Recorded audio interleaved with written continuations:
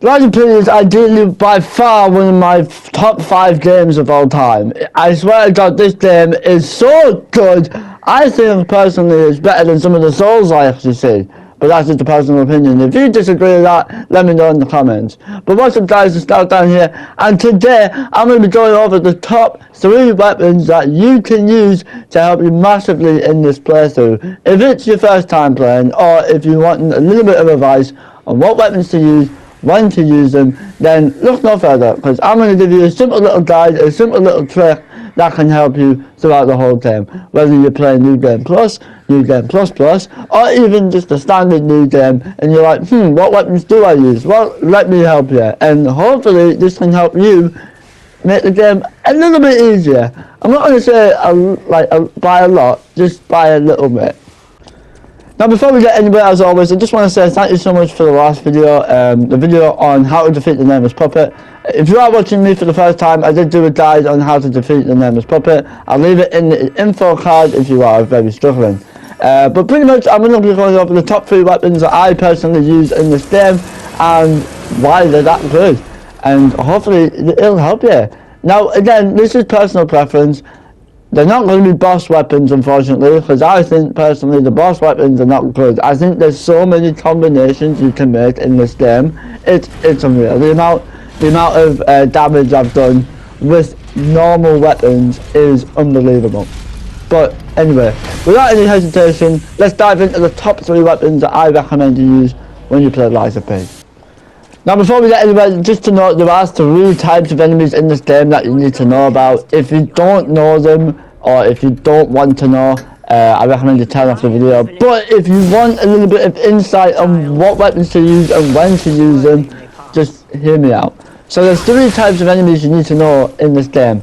There's monsters, or carcasses, there's humans, and there's puppets. Now, you have to know which elemental weapon to use, and this guide's hopefully going to help you. So coming in at number 3, we have the Acidic Crystal Spear, which is the weapon I'm using right now. Why do I think this is personally a good weapon? Well, because it has 2 very good Fable Arts that you can use, and trust me, when you use this build, it is ridiculous. When you use this weapon, it is ridiculous.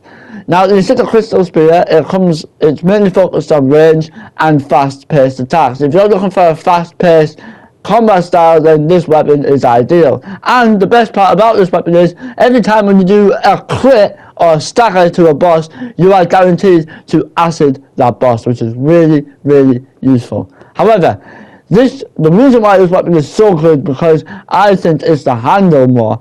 Now, the blade itself is really good, don't get me wrong. However, the handle, you can apply this to any weapon, and my god, when you use the L1 triangle button or the 3-star Fable attack, it is lethal. You can do so much damage with this. Coming in at number 2, we have the Salamander Dagger Blade. Now I have to point out, oh my god, this weapon, when I first used it, was so useful. Honestly, the handle and the blade just works perfectly on this weapon.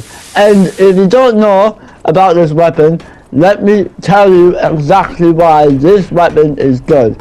Now, if you're a dex build, or if you're trying to go for dexterity, you are wanting to use this weapon for the majority of the game. The only time you really want to switch the handle is if you're using acidic or electric.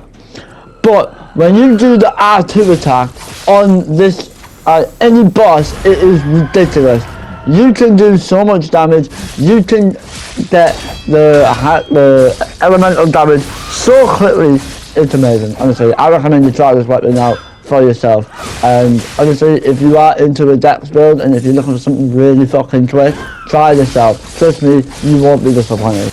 And coming in at number 1, we have by far the most broken weapon in the game, and that's the Big Wrench Head.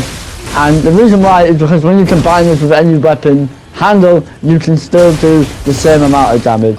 Honestly, this would help so much in any boss fight. You could do any grindstone. So I say you were fighting the Brotherhood and you wanted to use acid grindstone on the weapon. apply that to the weapon, you're guaranteed doing the same amount of damage. And the beauty is, with that weapon, you have a guaranteed first step or trying to get as close to the boss's health towards the end as quickly as possible. Honestly, use the weapon. It's really helpful in your motivity builds if you're going for that type of build. Trust me, you won't be disappointed. No.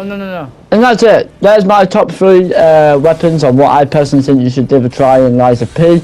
Did I miss something out that you want me to cover? Let me know in the comment section down below. And again, thank you so much for checking out the last video and this video. It really helps out a lot. We are trying to push for 250 subs. So if you just can do me a favour, if you think, well, this guy's good, I want to see more Lies of P content, then make sure to leave a like and subscribe to keep up to date with all the Lies of P videos that are coming out in the future. But that's it for now. Check out the boss fights playlist as always. Check out a couple of videos I'm going to leave in the description. If you're looking to farm Urgot, go check that out. And if you're looking to defeat that nameless puppet and get yourself a really good ending, check it out. Honestly, I'll leave it in the description. It might help you out a lot. But again, thanks for watching. I've been StarkDan. You all take it easy and goodbye.